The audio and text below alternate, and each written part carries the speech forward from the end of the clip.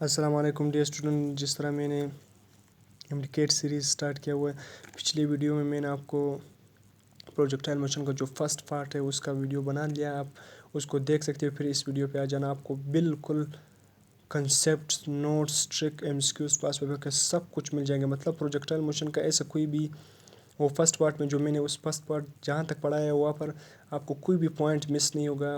इंशाल्लाह आपको fully guarantee concept उसमें मिल जाएगा और ट्रिक्स भी मिल जाएंगे। अगर आप उस लेक्चर आपको आपने फुली कंसेप्ट से देख लिया, मैं गारंटी से कहता हूँ कि आपको प्रोजेक्टाइल मोशन के हवाले से कोई भी एमसीक्यूज कंफ्यूज नहीं करेगा। और आपको एक नोट्स भी मिल जाएंगे, ये बिल्कुल आप अपने साथ सेव कर सकते हो। बिल्कुल वेल डिफाइंड नोट्स है ये नोट्स। अगर आपने अपने साथ सेव कर लिया तो आप बिल्कुल इसको एक बार दो बार रिवाइज करोगे तो आपको हर चीज़ क्लियर हो जाएगा।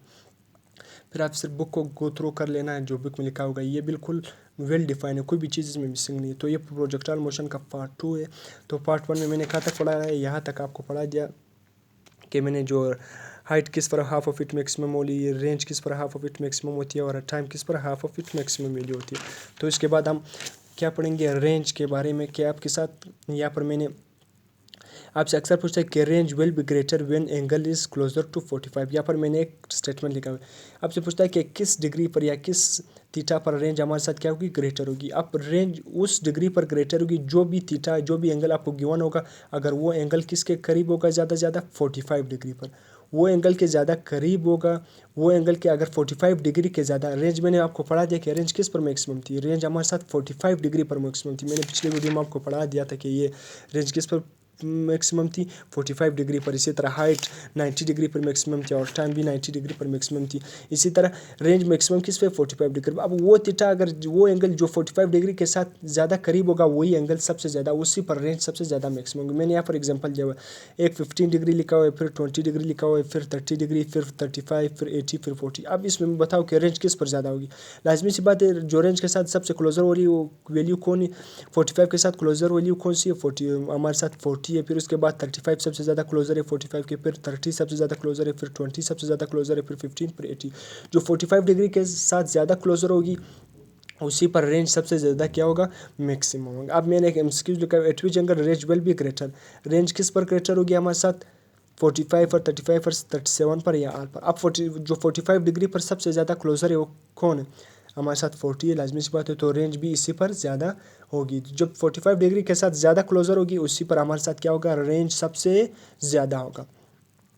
अब इसके बाद रिलेशन ऑफ काइनेटिक एनर्जी, सही है, उसी पर हमारे साथ रेंज क्या होगा, ज़्यादा होगा। अब मैंने यहाँ पर रिलेशन ऑफ काइनेटिक एनर्जी, फिर इसके बाद मैंने किसका लिखा हुआ है, रिलेशन ऑफ काइनेटिक एनर्जी। ये अभी मैं पहले सबसे पहले relation of height and time projectile complete हो जाए, फिर इसके बाद मैं इस साइड पे आता हूँ। सबसे पहले ये साइड करवा देता हूँ।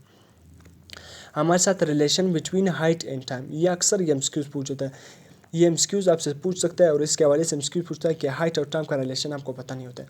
हाइट और टाइम का रिलेशन मैंने डायरेक्ट यहाँ पर लिखा हुआ रिलेशन निकाल कर, हाइट किसके बराबर होता है, हाइट और टाइम के दरमियान जो रिलेशन है, height is equal to 1 divided by 8 GT square, या इसको आप इस तरह भी लिख सकते हो, जी की वैल्यू क्या है, 10 है हमारे साथ, तो H is equal to 10 divided by 8 multiply by t square, तो हमारे साथ 5 और 4 आता है। टी स्क्वायर जी की वैल्यू आप पुट करो, जी की वैल्यू क्या है हमारे साथ, 1 की जगह 10 पुट करो और नीचे 8 है, मतलब टी स्क्वायर, तो हमारे साथ 4 और 5 और 4 टी स्क्वायर, या आप इन दोनों को डिवाइड करो, 5 और 4 डिवाइड करो, H is equal to 1 to 5 t square. ये तमाम रिलेशन आप सही है, जो भी आप यूज़ करो, जो आपको आसान लगे वो आप यूज़ करो, सही है।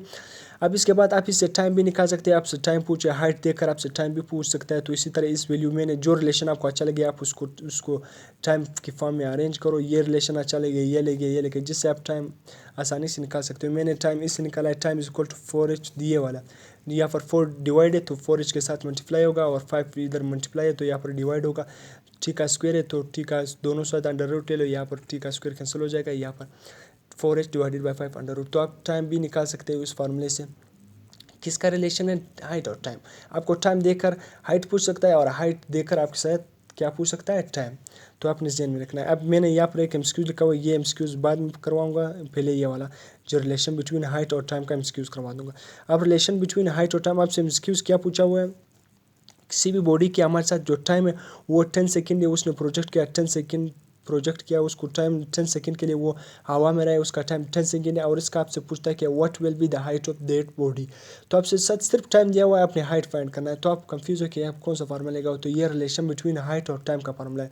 अगर हाइट टाइम गिवन और हाइट फाइंड करना है तो ये वाला फार्मूला आपने यूज़ करना है। मैंने कौन सा वाला इस ये पहला ये फॉर्म है, फिर इसको मैंने सिंप्लीफाई किया, ये बनाया, फिर इसको सिंप्लीफाई किया, ये बनाया। ये यूज़ कर सकते हो, ये यूज़ कर सकते हो, जो आपको आसान लगे। मैंने पहला वाला यूज़ किया। h is equal to 1 divided by 8 multiply by time. हमारे साथ कितने g की वैल्यू क्या है 10 है, और हमारे साथ टाइम की वैल्यू क्या है वो 10 है, और t का स्क्वायर है, 10 का स्क्वायर लेंगे तो 10 का स्क्वायर हमारे साथ 100 आ गया, और 10 के साथ g की जो वैल्यू है वो 10 है उसके साथ मल्टीप्लाई हो जाएगी डिवाइडेड बाई 8। जो हमारे साथ 1000 डिवाइडेड बाई 8 इनको डिवाइड करोगे तो हमारे साथ 125 मीटर हमारे साथ क्या आ जाएगा, हाइट आ जाएगा। इसके बाद आपसे एमसीक्यूज भी इस तरह भी पूछ सकती है, the height of body is projected to 125 metre at height, then what time will be required, what is the time of that body. तो आपसे पूछ सकता है टाइम आपके साथ हाइट की 1 है, तो आपने इस फार्मूले को सिंपली यूज़ कर देना है। अब हमारे साथ क्या है, relation between height and range, ये भी एक रिलेशन है। हाइट और रेंज के दरमियान क्या रिलेशन है, किसके दरमियान, हाइट और रेंज के दरमियान क्या रिलेशन है। इस तरह 4h is equal to height और रेंज सिंप्लीफाइड फॉर्म में मैंने लिखा हुआ है 4h is equal to r tan theta. ये हमारे साथ ट्रिक है, क्योंकि इंडिकेट में आपसे डेरिवेशन नहीं मांगते, आपसे सिर्फ रिजल्ट, अगर वो रिजल्ट से के मुताबिक आपसे एमसीक्यूज पूछे। ये मैंने हाइट और रेंज के दरमियान क्या रिलेशन बनाया है, 4h is equal to r tan theta. तो आपसे इस तरह भी एमसीक्यूज पूछ सकते हैं कि the ratio of height to range किसके बराबर होता है, tan थीटा डिवाइडेड बाई 4। ये 4h तो r यहाँ पर मल्टीप्लाई हो रहा है tan थीटा के साथ, यहाँ पर डिवाइड हो गया, तो 4 यहाँ पर h के साथ मल्टीप्लाई होगा, वहाँ पर tan थीटा के साथ डिवाइड हो गया। तो इसी तरह मैंने आपको बता दिया कि tan थीटा रेंज किस पर मैक्सिमम हो गया, अगर वो आपसे मैक्सिमम रेंज के body is thrown at a maximum range at a height of 125 metre जो भी दे, तो आपने समझना है कि मैक्सिमम रेंज का मतलब क्या है। तो फिर आपने r tan थीटा यहाँ पर नहीं लिखाना है, इसी आर के साथ इसके साथ मल्टीप्लाई होगा, 4 यहाँ पर डिवाइड होगा। तो मैंने इसको सिंप्लीफाई फॉर्म में लिख लिया। तो अब फिर अगर मैक्सिमम रेंज के बारे में आपसे कहे तो आपने tan थीटा फिर यूज़ नहीं करना है। मैक्सिमम रेंज अक्सर आपसे पता है कि body is thrown at maximum range of that degree. Maximum range का मतलब ये है कि उस पर आपने थीटा तो फुट करना ही नहीं, क्योंकि जब मैक्सिमम रेंज आए तो वहाँ पर थीटा हमारे साथ क्या हो जाती है, उसकी वैल्यू क्या हो जाती है, 1 हो जाती है। साइन थीटा मैंने जो आपको बता दिया कि 45 डिग्री पर उसकी वैल्यू क्या होती है, रेंज हमारे साथ किस पर मैक्सिमम था 45 पर, साइन 2 था, 2 45 के साथ मल्टीप्लाई होगा। यहाँ पर मैंने आपको बता भी दिया था जब 2 इसके साथ 45 के साथ मल्टीप्लाई होगा तो हमारे साथ 90 साइन 91 के बराबर होता है, सही है।